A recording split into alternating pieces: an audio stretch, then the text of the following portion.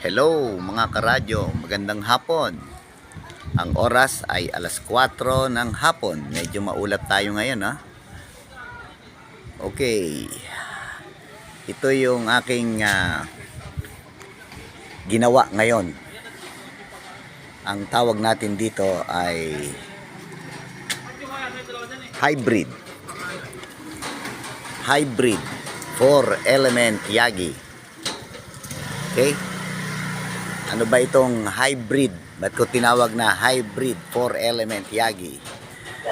Ang dahilan mga karadyo is ang sukat nito ay sukat ng alam niyo na kung anong kilalang 4-element Yagi na merong T-match.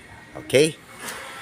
So, original ang kanyang clip. At anong napansin ninyo? Meron bang kakaiba? Meron. Ayan. Saan nyo ba makikita to? Yan ay makikita natin sa 13B2 na antena. Ano? Ngayon, ano ba yung original ng Cushcraft na 4-element? Yung 124WD. Ang original nun ay ito mga karadyo. Kukunin ko sandali ha.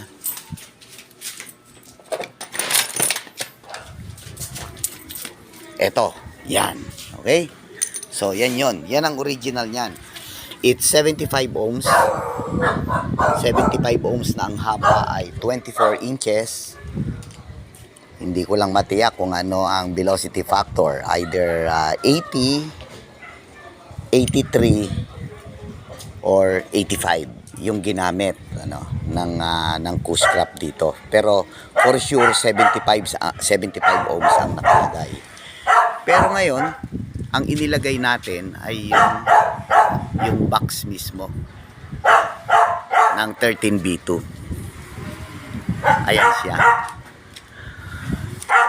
Dito, sa kanyang dimension dito, nag-adjust lang tayo ng 5mm o 3 to 5mm mula dun sa original ng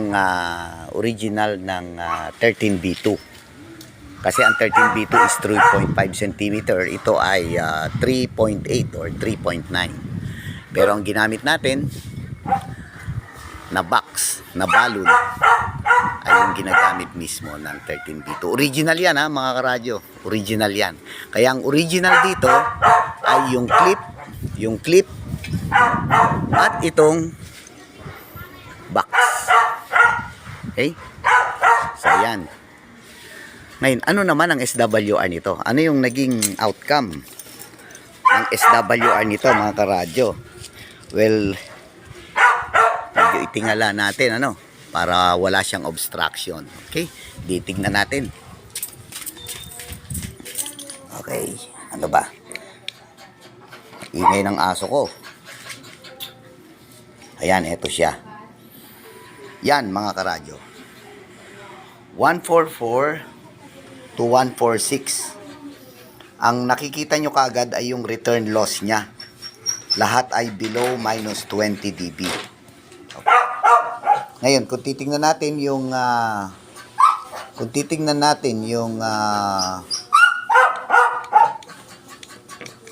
kanyang SWR. Ayan. Yan ang SWR niya. 1.011 impedance 49.98, resistance 49.95, reactance is 0.571. Okay, so yan yung laro ng kanyang reactance. So nag-aagawan yung positive and negative mula doon sa zero. Okay, ang kanyang return loss is sa 145,200 ay 44.51. Pero mga karadyo, nag-55. Depende dun sa lugar. Mababago pa yan. Either aangat yan o lalalim kapag binago natin ang positioning. Pero ang SWR niya, ayan. So, 1.012. Okay. So, anong point natin dito mga karadyo? Ibig sabihin, yung box ng 13B2 ay pwedeng gamitin sa 4 element. Same brand, parehong Cushcraft. So, kaya tinawag kong hybrid, may original parts, may homebrew parts. Okay? Sana meron kayong natutunan, ha? So, pwede ninyong gayahin ito kung meron kayong natitirang mga parts ng original na antena, pwede ninyong gamitin na original na dimension din.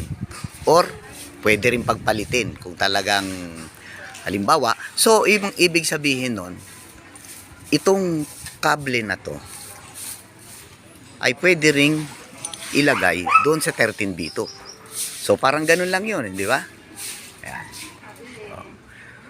So, ewan ko kung ginawa na ng yun, ng may-ari. So, anyway, yun lang mga karadyo. Thank you, and 73.